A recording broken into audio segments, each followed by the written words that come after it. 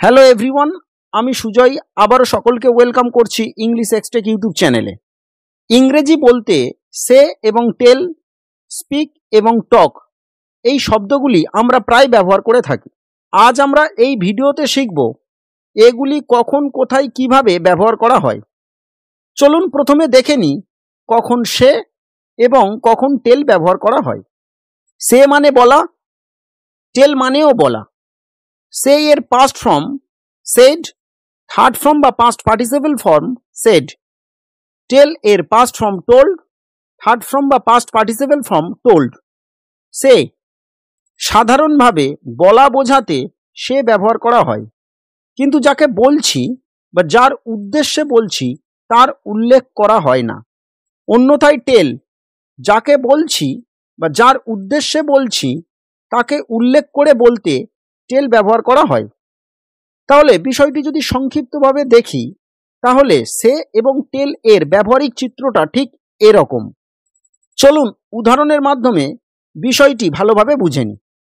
I said the truth to him, আমি তাকে সত্য বলেছি। এখানে সেডের পরে সামথিং বসেছে, এখানে দ্য ট্রুথ বসেছে, তারপরে টু সামওয়ান বসেছে। I told him the truth, আমি তাকে সত্য বলেছি। এখানে টোল্ডের পরে সামওয়ান, তারপরে সামথিং বসেছে। হি সেড আ সিক্রেট, সে একটি গোপন কথা বলেছিল। এখানে সেডের পরে সামথিং আ সিক্রেট বসেছে। He told his friend a secret, সে তার বন্ধুকে গোপন কথা বলেছিল। এখানে হিজ ফ্রেন্ড, এখানে যাকে বলছি তার উল্লেখ করা হয়েছে। তার মানে এখানে আমরা শিখলাম সেডের পরে সামথিং বসে আর টোল্ডের পরে সামওয়ান বসে। আরেকটি উদাহরণ আমরা দেখে নিই। He said he was tired, সে বলল সে ক্লান্ত। এখানে সেডের পরে he was tired something. He told his mother he was tired, সে তার মাকে বলল সে ক্লান্ত। এখানে টোল্ডের পরে হিজ মাদার সামওয়ান বসেছে। আশা করি সে এবং টেলের বিষয়ে সঠিকভাবে আপনাদেরকে বোঝাতে পারলাম। চলুন এরপরে আমরা জেনে নিই স্পিক কখন ব্যবহার করা হয় আর টক কখন ব্যবহার করা হয়। তার আগে এই চ্যানেলে নতুন হয়ে থাকলে চ্যানেলটি সাবস্ক্রাইব করুন আর পাশে থাকা বেল নোটিফিকেশনটি অন করুন সবার আগে আপডেট পেতে। স্পিক মানে কথা বলা আর টক মানেও কথা বলা। স্পিক এর past form spoke, third form বা past participle form spoken. Talk এর past form talked, third form বা past participle form talked. Speak এবং টকের মধ্যে বিশেষ কোনো পার্থক্য না থাকলেও সূক্ষ্ম যে পার্থক্যটি লক্ষ্য করা যায় সেটি হলো স্পিক ফর্মাল সেন্টেন্সে কথা বলা বোঝাতে স্পিক শব্দটি ব্যবহার করি। ইনফর্মাল সেন্টেন্সে কথা বলা বোঝাতে টক শব্দটি ব্যবহার করি। মানে ফর্মালি কিছু বলতে স্পিক শব্দটি ব্যবহার করি, ইনফর্মালি কিছু বলতে টক শব্দটি ব্যবহার করি।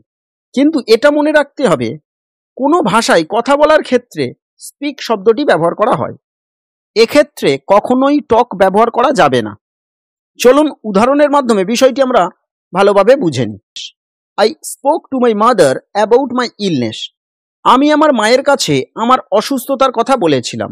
এখানে স্পিকের পাস্ট ফর্ম স্পোক শব্দটি ব্যবহার করার মানেই সেন্টেন্সটি ফর্মাল সেন্টেন্সে আছে। ঠিক যদি এভাবে আমরা বলি I talked to my mother about my illness, আমি আমার মায়ের কাছে আমার অসুস্থতার কথা বলেছিলাম। এখানে টকের পাস্ট ফর্ম টকড ব্যবহার করার মাধ্যমে বোঝাচ্ছে সেন্টেন্সটি informal. He speaks English fluently, সে অনর্গল ইংরেজি বলে। হি স্পিক্স টু ল্যাঙ্গুয়েজেস, সে দুটি ভাষায় কথা বলে। এক্ষেত্রে কখনোই টক ব্যবহার করা যাবে না। কিন্তু এখন প্রশ্ন হলো কখন স্পিক অথবা টকের পরে টু, উইথ এবং অ্যাবাউট বসে। স্পিক এবং টকের পরে টু, উইথ এবং অ্যাবাউট ঠিক এইভাবেই ব্যবহৃত হয়। চলুন উদাহরণের মাধ্যমে বিষয়টি বুঝে নিই। হি স্পিক্স টু অথবা উইথ মি, সে আমার সাথে কথা বলে। তার মানে টু আর উইথের পরে সামওয়ান বসবে। ঠিক একইভাবে হি টকস টু অথবা উইথ মি, সে আমার সাথে কথা বলে। তার মানে এখান থেকেই আমরা পরিষ্কার বুঝতে পারলাম স্পিক এবং টকের পরে টু এবং উইথ বসিয়ে আমরা সামওয়ান অনায়াসে বসাতে পারি। এছাড়া আমরা যখন ওয়ান ওয়ে কমিউনিকেশন করি তখন স্পিকের পরে টু ব্যবহার করি। এখানে ওয়ান ওয়ে কমিউনিকেশন মানে বক্তা বলবেন, শ্রোতা শুধুই শুনবেন, কথা না বলে। যেমন দেখুন, he spoke to the audience with confidence. তিনি আত্মবিশ্বাসের সাথে শ্রোতাদের সঙ্গে কথা বললেন। এখানে তিনি বলছেন অডিয়েন্সের সামনে, অডিয়েন্সরা কিন্তু কোনো উত্তর দিচ্ছে না। এক্ষেত্রে স্পিকের পরে আমরা টু ব্যবহার করেছি। He spoke about the issues. তিনি সমস্যাটি নিয়ে কথা বলেছিলেন। এখানে দ্য ইস্যুজ সামথিং, তাই তার আগে অ্যাবাউট বসেছে। ঠিক একইভাবে হি টকড অ্যাবাউট দ্য ইস্যুজ। তিনি সমস্যাটি নিয়ে কথা বলেছিলেন। তার মানে এখান থেকেই আমরা বুঝতে পারলাম স্পিক এবং টকের পর যখন অ্যাবাউট বসবে তারপরে সামওয়ান না বসে সামথিং বসবে। ডিয়ার লার্নার্স, ভিডিওটি আজ এখানেই শেষ করছি। আপনাদের কোথাও বুঝতে অসুবিধে হলে অবশ্যই কমেন্ট করে জানাতে ভুলবেন না। ভিডিওটি ভালো লাগলে লাইক ও শেয়ার করুন। Thank you for watching this video.